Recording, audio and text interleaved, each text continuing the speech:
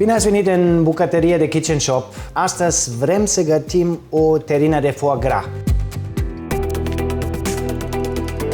Începem să curățăm foie gras. Pentru asta chiar merită să avem niște mănuși, pentru că foie gras are foarte multe grăsime. Sunt niște bucăți roșu aici, niște vene și venele astea trebuie să scoatem.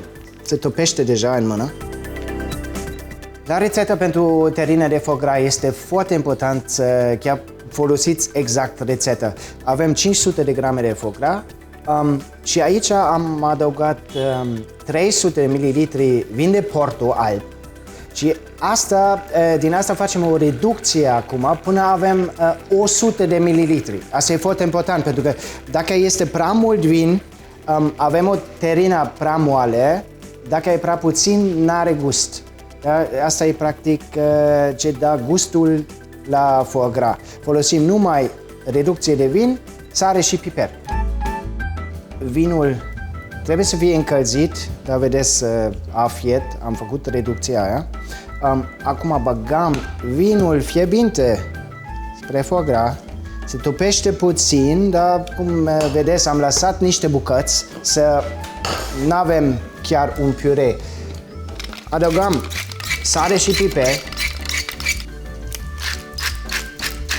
și amestecăm puțin cu mâna să are fiecare bucată de foie gras puțin din reducție de vin.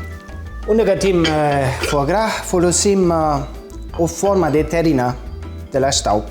Are înăuntru un strat de emaimat negru, ce chiar este o chestie interesantă.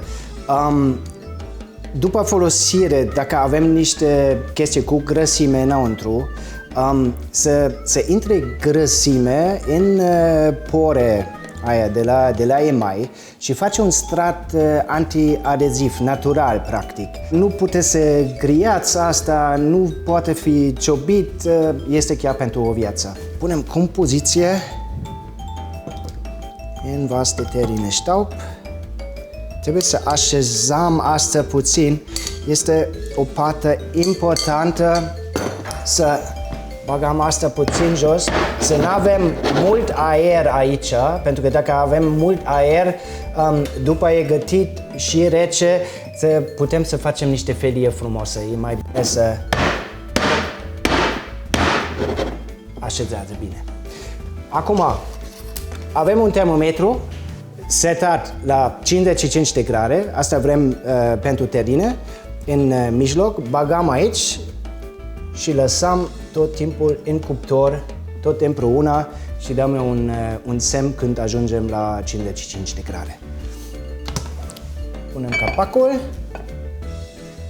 Tot asta într-un bain-marie, să nu puneți asta direct în cuptor, este mai bine în apă. Termometrul are și aici un mic magnet, să puneți pe cuptor și vedeți tot timpul la ce temperatură este.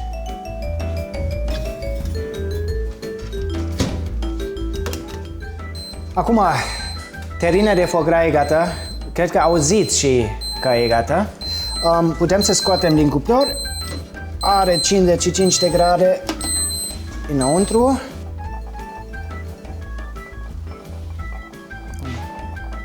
Apa nu fietă. Să vedem cum arată. E bine.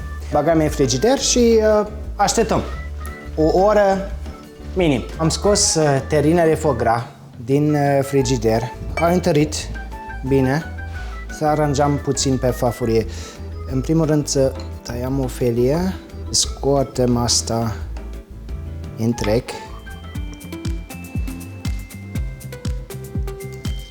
Aici mai am pregătit puțin salată de rucola cu un oțet balsamic ce are 15 ani.